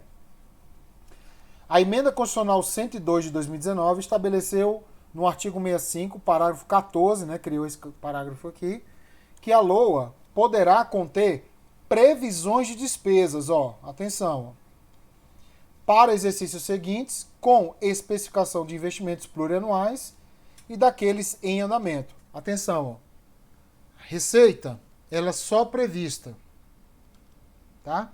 Para o ano que vem. A despesa, muita atenção agora. Em regra, ela é fixada. Para onde? Para o ano que vem, tá? Isso aqui é ano que vem, ou seja, o ano, respectivamente, posterior ao ano da previsão e fixação. Só que agora, por meio dessa emenda 102, pode ser que a despesa vire prevista. Isso aqui é uma novidade, minha gente. Vai cair na sua prova com certeza. Porque eu, pelo menos, dou aula de AFA há 14 anos. E sempre eu falei fixada, porque sempre foi fixada. Agora foi criado esse negócio de prevista. Ah, peraí, quando é que vai ter prevista? Vai ser quando for para o ano que vem, mas ultrapassar este ano, entendeu? Ó, tá? Então vai constar em apenas uma LOA agora. Essa LOA ela vai para o ano que vem. No final desse ano ela deixa de existir, tá? Mas a despesa continua, se ela for plurianual. E para isso ela tem que constar antes no PPA. Então é simples, ó. A despesa ela pode ser fixada? Pode, quando ela for executada no ano que vem e morrer no ano que vem, tá? E a despesa será prevista quando ela for executada no ano que vem, mas continuar nos anos seguintes, não precisando, inclusive, constar em próximas luas. Desde que seja o quê? Ó, a palavrinha-chave aqui, ó. Palavra-chave. investimentos. Então não é para pagamento de servidores, água, luz, telefone. Tem que ser para obras, entendeu, pessoal? Obras, softwares, praticamente obra, né? Ponte, viaduto, hidrelétrica, essas coisas podem ser assim. Então, cuidado, ó. Receita sempre prevista, sempre. Despesa fixada como regra, mas agora também pode ser prevista, desde que ultrapasse um exercício financeiro, tá? Tem que constar no PPA, tá? Antes, tá? E tem que ser investimentos. Vou colocar assim, ó. Eu costumo passar para meus alunos assim, ó, para eles estudar assim, ó. A despesa, ela é fixada, pode ser prevista. Quando é que ela vai ser prevista? Quando antes constar no PPA e for o quê? Ó? Um investimento. E aí você memoriza as palavras-chave. Aí vai vir um texto gigantesco. Procure PPA, procure investimento. Aí previsão estará correta. Se não tiver PPA ou investimento, vai ter que ser fixada a palavra. Entendeu? É assim que memoriza para a prova. Não tenta entender isso aqui não, de forma muito subjetiva não, tá? Beleza. E agora a emenda 95. Vamos finalizar nossa aula na emenda 95 de 2016. Não é tão recente assim, mas 5 anos é uma quantidade razoável de tempo, né? Bom, o que essa emenda criou? Ela criou o chamado NRF, que é o Novo Regime Fiscal Brasileiro. Tá? Instituiu o famoso teto, ou limite. Tem um aluno aqui perguntando, seria o caso das despesas empenhadas, mas não liquidadas? Basicamente sim, tá? Elaine Souza. Porque assim, ó, quando você começa uma despesa, você empenha, né?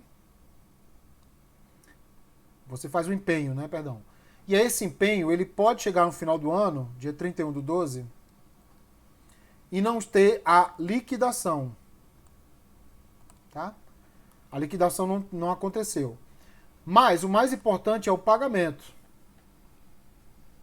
Entendeu? E aí o que acontecia antes? Tinha que escrever em restos a pagar essas despesas que não terminaram nesse exercício, ou que não foram pagas nesse exercício. No caso anterior, a questão não é só o pagamento em si, é que a obra que será feita, ela ultrapassa um exercício. Aliás, mais de um exercício. Ela vai terminar daqui a 3 anos, por exemplo. Então, assim, não tem cabimento escrever resta a pagar de algo, né, que ainda está continuando. Né? No caso do empenho que não tem pagamento, é quando a obra ela terminou a liquidação ou não terminou a liquidação. Mas não é um sentido assim de obra estendida para mais de um exercício. Pode ser, tá? Pode ser escrito em resta a pagar também. Pode ser escrito em resta a pagar também, não tem problema não. Isso é para dar mais celeridade, não precisar constar em outras luas, digamos assim. Ela instituiu um novo regime fiscal brasileiro, instituiu um teto ou limite para as despesas primárias, atenção, individual, para cada poder. Então não é um limite para a União toda, é para cada poder. Incluindo executivo, legislativo, incluindo no legislativo o TCU, atenção, o TCU é um órgão independente. Só que ele vai ser incluído na despesa do teto dentro do legislativo, tá? Judiciário, MP e Defensoria Pública. Alterou o ADCT, criando o artigo 106 a 114. Prevê o controle severo e, quiçá, uma redução gradual e contínua das despesas primárias. Gente, segunda vez que eu falo isso aqui, ó. Primárias, ó. Primárias. Atenção, é só despesas primárias. Do governo por 20 anos. Como ela foi em 2016, ela vai até 2036. Para equilibrar as contas públicas, com uma possibilidade de alteração em 2026. Ou seja, 10 anos depois pode ter uma alteração. Tá? Ao longo desse período, as despesas primárias, de novo, ó, se você errar isso aqui, eu te mato, hein? É a terceira vez, ó, primárias, a União não, as despesas da União não vão crescer mais do que a inflação do período, medida pelo IPCA, mais a atualização monetária da nossa moeda. Vou explicar isso aqui agora. É uma tentativa radical de controle dos gastos, né? Criando um teto aí, por exemplo, na sua casa cria-se um teto para gastar, por exemplo, com água, luz, telefone, etc. Configura-se como um conjunto de gastos correntes, o que é uma despesa primária. É um conjunto de gastos correntes, ou seja, não financeiros, que possibilita a oferta de serviços públicos à sociedade. Ó, entra no balaio aqui, ó. É saúde, educação, pagamento de servidores, água, luz, telefone, combustível, reforma agrária, transporte, manutenção da defesa nacional, policiamento, da regulação, fiscalização e muitas outras. Tá todo mundo sob a asa desse teto aí. Deduzidas as despesas não primárias ou financeiras, que é um conjunto de operações tais como empréstimos, concessão, amortização, isso não entra. Bem como juros passivos, ó, que é o único gasto corrente que não é incluído na despesa primária, tá? Então, atenção, ó, juros é uma despesa corrente? É. Ó, toda despesa corrente é uma despesa não financeira ou primária, que são sinônimos? Sim, salvo o quê? Juros. Juros é uma despesa corrente, sim, mas não é uma despesa primária, tá? Ó, não é incluído na despesa primária. É justamente para pagá-los que o governo criou esse teto aqui, ó. Então seria assim, pessoal.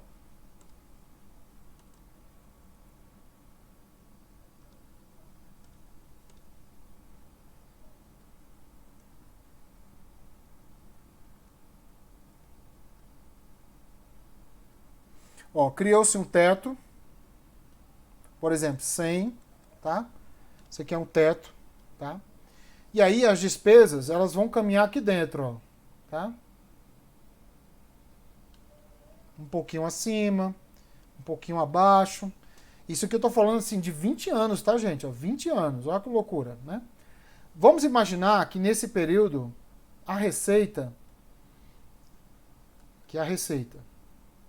tá? A receita até continua aqui baixa, baixa, mas de repente ela aumente, ó. Tá, ó. Aumento aqui de 20% a mais do que esse teto. O que vai acontecer com essa sobra aqui, ó? Muita gente pensa assim, pô, então vai ser aplicado nessas despesas aqui. Não, não, não. O teto, pessoal, ele foi criado independentemente da melhoria ou não das receitas. Da melhoria ou não das receitas. Esse dinheiro aqui, essa sobra, vai para pagar o quê? Ó, juros da dívida, que é aquela sustentabilidade lá da LDO que a gente falou. Então isso é uma das críticas dessa emenda. Por quê? Porque o teto existe, ok, beleza. A receita está aqui transitando aqui em cima dela e tal, mas vai chegar uma hora que ela vai melhorar, ó. Esperamos, né? Que ela melhore. Aí essa sobra aqui, ó, deveria ir para onde? Para essa despesa, que é educação, entendeu? Saúde, assistência social, lazer e tal. Não, não vai não. Vai para pagar juros da dívida. Então isso é uma crítica que eu vou até explanar depois. Olha a questão como caiu aqui. Aqui, pessoal, a emenda era uma PEC, tá? Aqui era uma PEC, porque a prova foi em 2016. De número 241. Hoje é 95, tá? Porque já foi promulgada. Ela fala assim, também conhecida como PEC do teto, foi aprovada pela Câmara dos Deputados e encontra-se em análise pelo Senado. Assinale qual das alternativas a seguir apresentadas é correta. Tem algumas coisas que a gente não viu ainda não, tá? Mas dá pra gente brincar com essa questão aqui. Vamos lá. Primeira questão. A partir da aprovação da PEC está proibida a realização... Não, não é a partir da aprovação da PEC. É se você ultrapassar o teto. Então tá errado. Esta PEC impõe limites de gastos, também para governos estaduais e municipais. Isso aqui, ó, foi muito cobrado no início. Não, pessoal, a PEC é só para a União, tá? É só para a esfera federal. C é a resposta correta, que é uma das coisas mais cobradas em prova, que é essa individualização do teto. Porque o teto não é... A emenda foi para a União, mas a obrigação é por poder ou órgão constitucional. Então, por exemplo, poder legislativo aumentou do teto, o poder executivo não tem nada a ver com isso, entendeu? É o poder legislativo que vai pagar o pato isso aí. E a letra D, os limites introduzidos pelo novo regime fiscal implicarão em obrigações de pagamento. Opa! Se eu criei um teto, ele desobriga o pagamento. Tá? Então a resposta certa, letra C. Como é que funciona a figura aqui?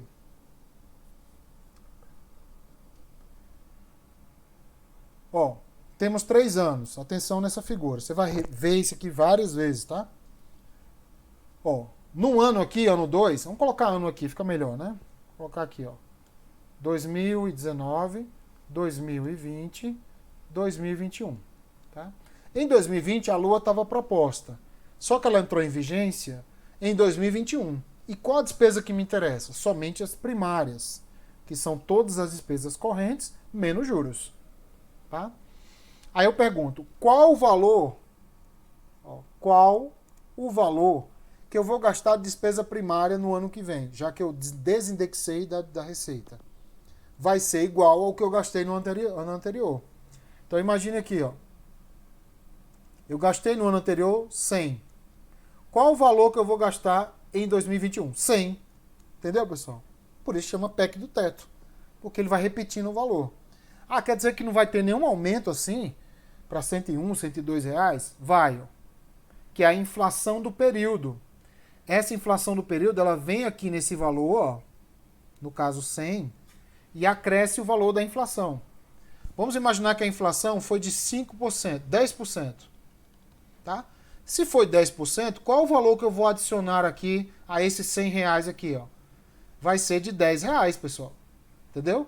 Tornando o gasto 110 reais. Ok?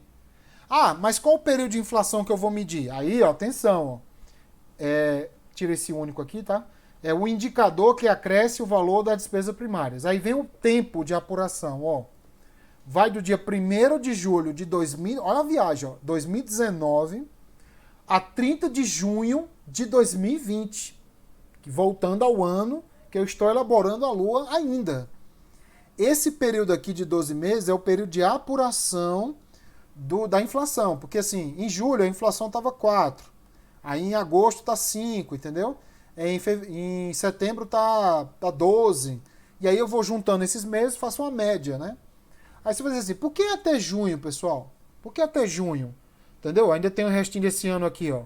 Porque o restinho desse ano aqui, pessoal, ó, é o tempo para aprovar o quê? A LOA. Entendeu? Aí a LOA já vai ser aprovada com este valor que vai acrescer a despesa primária. Então se liga no tempo. Você tem que revisar isso aqui muitas vezes. Não vai ser na primeira vez que você vai memorizar, não, tá? Tem que revisar bastante, ok? Bom, isso vai crescer? Vai ter uma coisinha que vai crescer a mais ainda. Mas por enquanto, ó, deixa eu apagar isso aqui para ficar mais limpo. Fazer assim, fica melhor. Voltando lá, qual o valor do ano passado? 100. Qual o valor do ano que vem? 100. Mas eu vou acrescer o quê? Eu vou acrescer o valor da inflação, que foi 10%, que foi a média desses 12 meses aqui, ó. Aí eu vou incluir mais quanto aqui, ó? Mais 10, ó. Vai ficar 110, ó. Então vai ficar 110 para esse ano aqui. Esse 100 aqui já morreu, tá? Só que vai ter algo que vai diminuir, pessoal. Vai diminuir esses valores aqui, ó. Que são os restos a pagar pagos. Que vão frequentar o ano 2021, mas houve uma despesa empenhada, mas não paga, inscrita em resto a pagar no dia 31/12 deste ano aqui, ó, ano 2. E aí ele vai passar para o ano que vem, se eu pagar, ele vai deduzir o valor. Vamos imaginar que eu paguei 10. Então vai ser deduzido quanto aqui, ó? 10, ó. Não vai ter mais nada nesse ano aqui, não. Então vai ficar quanto o valor líquido? 100 reais de novo. Entenderam? Só que vai ter um valor que vai crescer mais ainda, que é a atualização monetária. Isso aqui não vamos nem entrar no mérito, porque a atualização monetária tem a ver com a moeda brasileira. Então é uma mudança muito complexa, tá? Mas tem que saber que ela também vai aumentar o valor da despesa primária. Ficou complicado? Ficou. Mas vamos descomplicar agora. Qual é o valor da despesa primária do ano corrente? Que eu dei o exemplo de 2021. Vai ser igual a despesa primária do ano anterior, que é o ano que eu estou aprovando o orçamento, mais a inflação do período, mais a atualização monetária. Vai crescer. Lembrando que isso aqui vai bem antes, inclusive, do que a LOA está sendo aprovada, menos resta a pagar pagos, que é escrito no ano anterior também. Então, ó, o valor da despesa primária é a soma disso aqui menos isso aqui, ó. Tudo certo? Isso aqui vai acontecer durante 20 anos. 20 anos.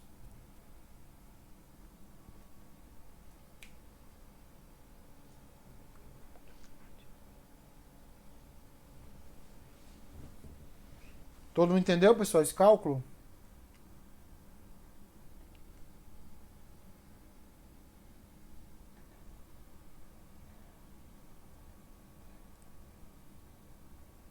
Isso. Então, assim, na hora que você for imaginar esse mapa, porque esse mapa aqui você vai ver, quando você memorizar, ele vai ser show, show de bola para você.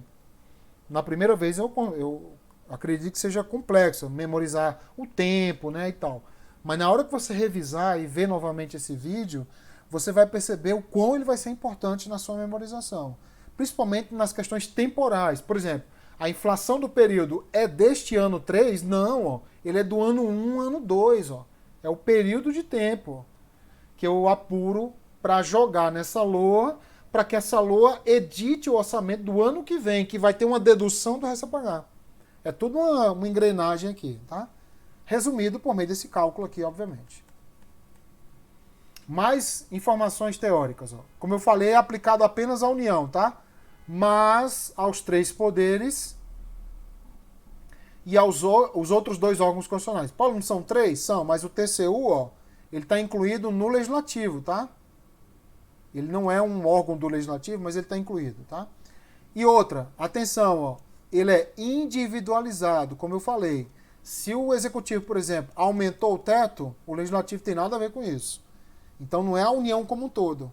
Só são os poderes, tá? Outra coisa importante, é só para o orçamento fiscal e o orçamento da Seguridade Social. Ele não inclui o orçamento de investimento.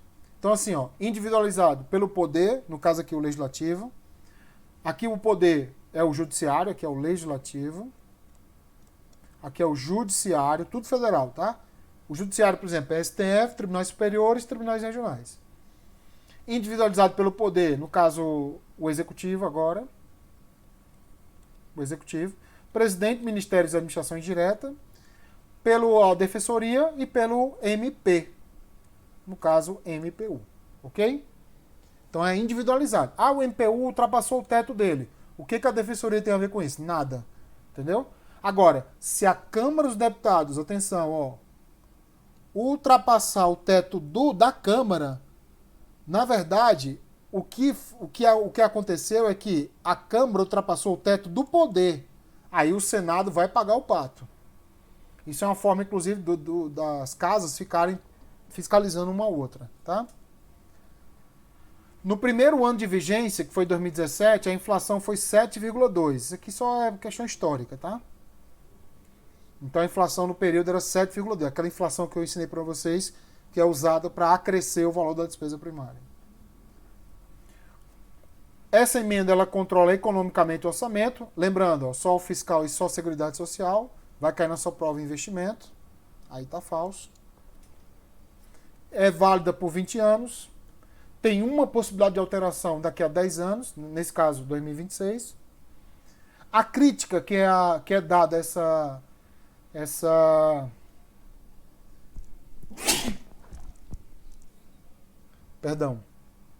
A crítica que se faz a essa emenda são duas. Ó. Primeiro, ela é imune às variações e melhoras da arrecadação da Receita. Ela cria um teto, ela criou o teto por 20 anos e ela não leva em consideração qualquer melhora da Receita. Tá? Incluindo aqui áreas sensíveis, ó, como saúde, cultura, educação. E há uma desobrigação do governo, porque tem um teto, né? Se chegar ao teto, ó, tá aumentando, chegou ao teto, ó. Aí o governo está desobrigado, olha a loucura, ó, com o financiamento de políticas que promovam direito à saúde. Vou colocar um exemplo bem esdrúxulo aqui para vocês. Ó. Vamos imaginar que o teto sejam 100 cirurgias. Tá? Um exemplo bem esdrúxulo aqui, mas só para você entender. São 100 cirurgias de uma respectiva doença. Aí de repente começa, aí chegou, tocou no teto, ó. Porque cada cirurgia é um gasto, e esse gasto entra no teto, tá? Bateu o teto. Aí de repente você precisa da 101 cirurgia. O que vai acontecer com você? Vai morrer. Entendeu? Por quê? Se você depende do SUS. Por quê? Porque o Estado ultrapassou, não pode ultrapassar o teto. De maneira alguma. Entendeu? E a saúde é um dos lugares que mais sofreu, né? Porque é um gasto muito sensível e é muito vultoso, né? É um gasto muito grande, o da saúde. Então, se 100 cirurgias é o teto, dá o teto, quem precisar da 101 para cima, ou vai esperar, ou vai simplesmente piorar ou morrer. Por quê? Porque desobriga o governo a te acolher. Deu para entender, pessoal? Não vai te amparar mais se você estiver aqui, ó, em cima do teto. Você tem que estar aqui, ó, para o governo te abarcar. Então isso vai desobrigar o governo, né, a gastar com saúde, educação, assistência e outras áreas sensíveis. E reduzir as equidades, ó, redução das equidades sociais. Porque assim, se tem um teto e você está acima do teto, você não vai ter algo que outra pessoa vai ter. Uma pessoa que tem mais dinheiro e que possa pagar uma saúde privada. Então, quando a pessoa tem direito a alguma coisa e você não, e o Estado não pode mais te dar aquela coisa, diminui, ó, as chamadas equidades sociais. Entendeu? Vai aumentar a disparidade entre as pessoas no Brasil, no acesso a bens e serviços como saúde, educação e assistência, como eu falei. Então essas são as duas grandes críticas que se faz a essa emenda. É vedada uma coisa muito importante aqui, ó. Quem não estudou ainda, ou quem já estudou, é vedada a abertura de crédito suplementar ou especial que amplia o montante. Ó. Isso aqui realmente foi uma sacada interessante de quem inventou isso aqui. Ó. Porque a LOA tem aqui, ó, os gastos, né? E aí vamos chamar isso aqui já de teto. Ó. Isso aqui seria o teto, né? Ok. Só que os créditos suplementares e especiais, eles são abertos fora da LOA. O suplementar pode até ser aberto dentro da LOA, mas ele também pode ser fora. E aí, eu abrindo esses créditos fora da LOA, eu poderia aumentar a despesa, abarcando aquela pessoa que a gente falou aqui. Essa pessoa aqui, eu poderia abrir um crédito especial para tentar fazer a cirurgia dele, tá? Só que o que a legislação falou? É vedada a abertura de crédito suplementar especial que amplia esse montante. Por quê? Se eu abrir um crédito especial e extraordinário, um crédito suplementar ou especial aqui, vai ter uma despesa que vai ser incluída aqui, ó. Então, cada despesa que é criada aqui é uma que eu mato aqui, ó, para não aumentar o teto. Então, eu posso abrir quantos créditos suplementares especiais? 1.000, entendeu? Só que eu vou ter que diminuir aqui 1.000 que gerou R$1 milhão, por exemplo. Eu vou ter que diminuir 1 milhão aqui, para que esse 1 milhão não aumente o teto, tá? É uma sacada interessante de quem criou isso. Tem exceções? Tem. Eu posso gastar à vontade que não entra no teto. Transferências constitucionais, como o Fundeb. Só faltava também, né, pessoal? O Fundeb ter teto, né? Crédito extraordinário, isso aqui cai muito em prova, principalmente quando da pandemia, tá? Então, pode abrir crédito extraordinário para despesa primária à vontade. Despesa recorrente, não recorrentes da Justiça Eleitoral com a realização de eleições, então tem que ser não recorrente. Tipo assim, um governador foi cassado, não sei aonde, e aí tem que fazer uma nova eleição naquele lugar. Aí é não recorrente isso. Aí eu posso gastar à vontade lá, tá? Com despesa primária.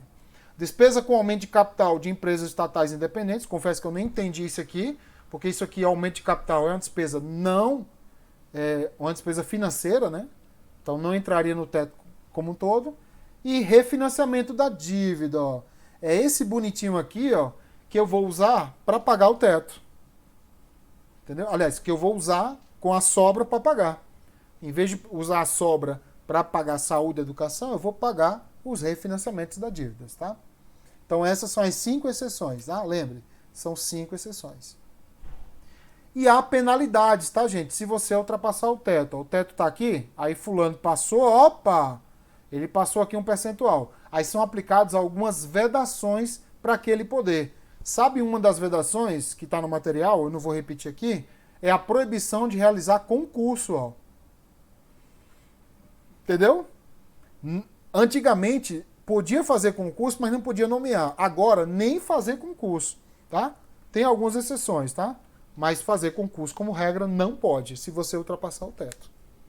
Então, quem paga o pato sempre é a gente, né? Então, essas aqui são as grandes características da emenda 95, tá? Faça a questão a seguir, pessoal.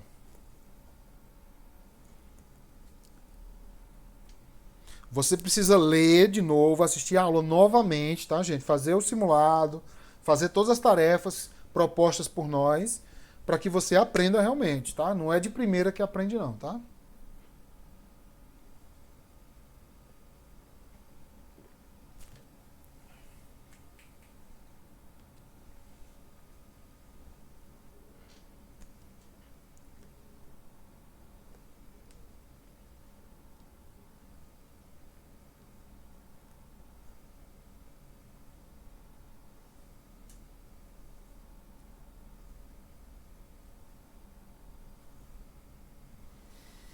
Certo ou errado? Certo, né, pessoal? Por quê? Se a Câmara dos Deputados aumentou, na verdade, quem está aumentando é o Poder Legislativo.